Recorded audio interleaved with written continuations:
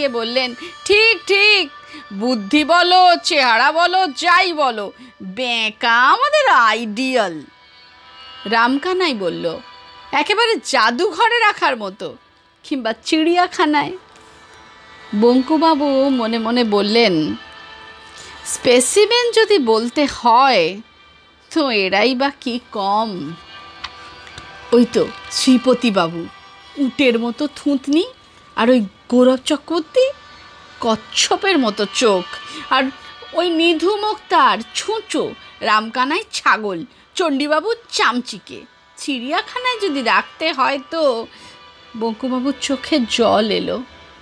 উনি উঠে পড়লেন। আজ অন্তত আড্ডাটা ভালো লাগবে ভেবেছিলেন, হলো না। মনটা ভারী হয়ে গেছে, আর থাকা চলে না। সে কি, উঠলে নাকি হে? শ্রীপতিবাবু যেন ব্যস্ত হয়ে পড়লেন। হ্যাঁ, রাত হলো।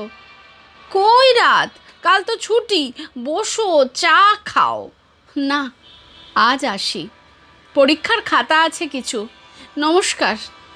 রামকানাই বলল, দেখবেন বঙ্কুদা, আজ আবার অমাবস্যা, মঙ্গলবার, মানুষ কিন্তু ভূতেরও বাড়া।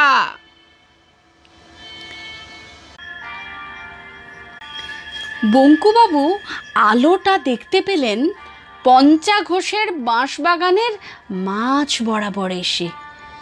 তার হাতে আলো ছিল না। শীতকাল, তাই সাপের ভয় নেই। তাছাড়া পথও খুব ভালোভাবেই চেনা।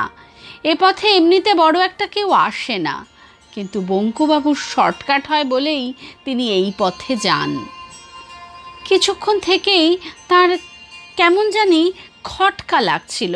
অন্য দিনের চেয়ে কি জানি একটা অন্যরকম ভাব, কিন্তু সেটা যে কি তা বুঝতে পারছিলেন না। হঠাৎ খেয়াল হলো যে বাঁশবনে আজ ঝিঁঝি ডাকছে না, একদম না। সেইটাই তফাৎ।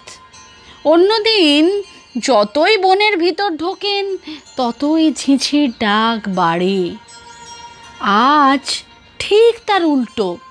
তাই এমন থমথমে ভাব। ব্যাপার কি, ঝিঁঝিগুলো সব ঘুমোচ্ছে নাকি? ভাবতে ভাবতে হাত বিশ্বে গিয়ে পূব দিকে চোখ যেতেই আলোটা দেখতে পেলেন। প্রথমে মনে হলো বুঝি আগুন লেগেছে। মনের মধ্যিখানের ফাঁকটায় যেখানে ডোবাটা রয়েছে, তার চারপাশের বেশ খানিকটা জায়গা জুড়ে গাছের ডালে ও পাতায় একটা গোলাপি আভা, আর নিচে ডোবার সমস্ত জায়গাটা জুড়ে উজ্জ্বল গোলাপি আলো, কিন্তু আগুন নয়, কারণ আলোটা স্থির। বঙ্কুবাবু এগোতে লাগলেন। কানের মধ্যে একটা শব্দ আসছে, কিন্তু সেটা যেন ধরা ছোঁয়ার বাইরে। হঠাৎ কানে তালা লাগলে যেমন শব্দ হয়, রি রি রি রি, এ যেন ঠিক সেই রকম। বঙ্কুবাবুর গা একটু ছমছম করে থাকলেও একটা অদম্য কৌতূহল বশে তিনি এগিয়ে চললেন। ডোবার থেকে 30 হাত দূরে বড় বাঁশঝাড়টা পেরোতেই তিনি জিনিসটা দেখতে পেলেন। একটা অতিকায় উপুর করা কাঁচের বাটির মতো জিনিস সমস্ত ডোবাটাকে আচ্ছাদন করে পড়ে আছে, আর তার প্রায় স্বচ্ছ ছাউনির ভিতর থেকে একটা তীব্র অথচ স্নিগ্ধ গোলাপি আলো বিচ্ছুরিত হয়ে চতুর্দিকের বনকে আলো করে দিয়েছে। এমন অদ্ভুত দৃশ্য স্বপ্নেও কখনো দেখেননি বঙ্কুবাবু। অবাক বিস্ময়ে কিছুক্ষণ চেয়ে থাকার পর বঙ্কুবাবু লক্ষ্য করলেন যে জিনিসটা স্থির হলেও যেন নির্জীব নয়, অল্প অল্প স্পন্দনের আভাস পাওয়া যাচ্ছে। নিঃশ্বাস প্রশ্বাসে মানুষের বুক যেমন ওঠে নামে, কাঁচের ঢিবিটা তেমনি উঠছে নামছে। বঙ্কুবাবু ভালো করে দেখবার জন্যে আর হাত চারেক এগিয়ে যেতেই হঠাৎ যেন তার শরীরে বিদ্যুৎ প্রবাহ খেলে গেল। আর তার পর মুহূর্তেই তিনি অনুভব করলেন যে তার হাত পা যেন কোনো অদৃশ্য বন্ধনে বেঁধে ফেলা হয়েছে। তার শরীরে আর শক্তি নেই।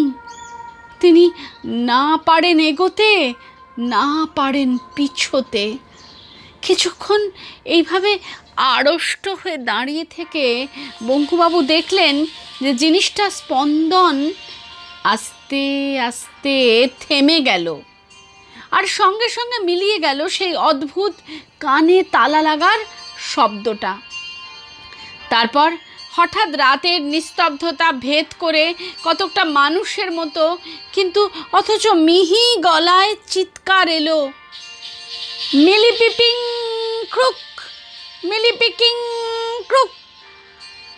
বঙ্কুবাবু চমকে গিয়ে এ আবার কি ভাষা রে বাবা, আর যে বলছে সেই বা কোথায়? দ্বিতীয় চিৎকার শুনে বঙ্কুবাবুর বুকটা ধড়াস করে উঠল। Who are you, who are you? এই যে ইংরেজি, হয়তো তাকেই জিজ্ঞাসা করা হচ্ছে প্রশ্নটা। বঙ্কুবাবু ঢোক গিলে বলে উঠলেন, I am Banku Bihari Dutta sir, Banku Bihari Dutta. প্রশ্ন এলো, are you English, are you English? বঙ্কুবাবু চেঁচিয়ে বললেন, no sir, Bengali Kayastha sir. একটুক্ষণ চুপচাপের পর পরিষ্কার উচ্চারণে কথা এলো, নমস্কার। বঙ্কুবাবু হাঁপ ছেড়ে বললেন, নমস্কার। বলার সঙ্গে সঙ্গে লক্ষ্য করলেন যে তার হাত পায়ের অদৃশ্য বাঁধনগুলি যেন আপনা থেকেই আলগা হয়ে গেল। তিনি ইচ্ছা করেই পালাতে পারেন, কিন্তু পালালেন না, কারণ তিনি দেখলেন সেই অতিকায় কাঁচের ঢিবির একটা অংশ আস্তে আস্তে দরজার মতো খুলে যাচ্ছে। সেই দরজা দিয়ে বেরিয়ে এলো প্রথমে একটা মসৃণ বলের মতো মাথা, তারপর একটা অদ্ভুত প্রাণীর সমস্ত শরীরটা, লিকলিকে শরীরের মাথা বাদে সমস্তটাই একটা চকচকে গোলাপি পোশাকে ঢাকা।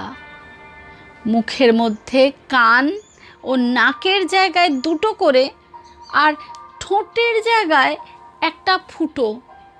লম্বা চুলের লেশমাত্র নেই। হলদে গোল গোল চোখ দুটো এমনই উজ্জ্বল যে দেখলে মনে হয় আলো জ্বলছে। লোকটা আস্তে আস্তে বঙ্কুবাবুর দিকে এগিয়ে এলে তার 3 হাত দূরে থেকে তাকে এক দৃষ্টে দেখতে লাগলো। বঙ্কুবাবুর হাত দুটো আপনা থেকেই জোড় হয়ে এলো। প্রায় 1 মিনিট দেখার পর লোকটা সেই রকম বাঁশির মতো মিহি গলায় বলল, তুমি মানুষ? বঙ্কুবাবু বললেন, লোকটা বলল, এটা পৃথিবী? বঙ্কুবাবু বললেন, ঠিক ধরেছি, যন্ত্রপাতিগুলো গোলমাল করছে। যাবার কথা ছিল প্লুটোয়, একটা সন্দেহ ছিল মনে, তাই তোমাকে প্রথমে প্লুটোর ভাষায় প্রশ্ন করলাম। যখন দেখলাম তুমি উত্তর দিলে না, তখন বুঝতে পারলাম যে পৃথিবীতেই এসে পড়েছি। পণ্ডশ্রম হলো। ছি ছি ছি, এত দূরে এসে। আরেকবার এরকম হয়েছিল, বুধে যেতে বৃহস্পতি গিয়ে পড়েছিলাম। একদিনের তফাৎ আর কি। হে হে হে। বঙ্কুবাবু কি বলবেন বুঝতে পারলেন না। তাছাড়া ওর এমনিতেই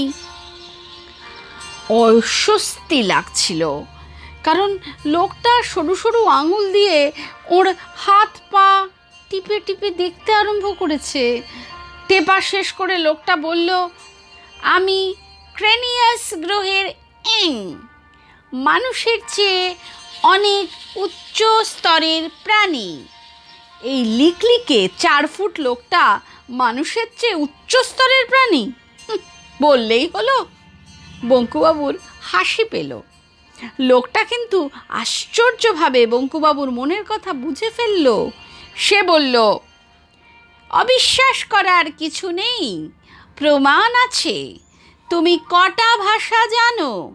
বঙ্কুবাবু মাথা চুলকিয়ে বললেন, বাংলা, ইংরাজি আর হিন্দিটা মানে মানে 2.5টে। হ্যাঁ, আমি জানি 14,000। তোমাদের সৌরজগতে এমন ভাষা নেই যা আমি জানি না। তাছাড়া আরও 31টি বাইরের গ্রহের ভাষা আমার জানা আছে। এর 25টি গ্রহে আমি নিজে গিয়েছি। তোমার বয়স কত? 50। আমার 833। তুমি জানোয়ার খাও? বঙ্কুবাবু এই সেদিন কালী পুজোয় পাঁঠার মাংস খেয়েছেন, না বলেন কি করে? অ্যাং বলল, আমরা খাই না। বেশ কয়েকশো বছর হলো ছেড়ে দিয়েছি।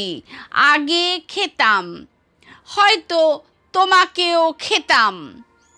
বঙ্কুবাবু ঢোক গিললেন। এই জিনিসটা দেখেছো? অ্যাং একটা নুড়ি পাথরের মতো ছোট জিনিস বঙ্কুবাবুর হাতে দিল। সেটা হাতে ঠেকতেই বঙ্কুবাবুর সর্বাঙ্গে আবার একটা শিহরণ খেলে গেল, আর তিনি তৎক্ষণাৎ ভয়ে পাথরটা ফেরত দিয়ে দিলেন। অ্যাং হেসে বলল, এটা আমাদের হাতে ছিল বলে তুমি তখন এগোতে পারোনি। কেউ পারে না। শত্রুকে জখম না করে অক্ষম করার মতো এমন জিনিস আর নেই। বঙ্কুবাবু এবার সত্যি অবাক হতে শুরু করেছেন।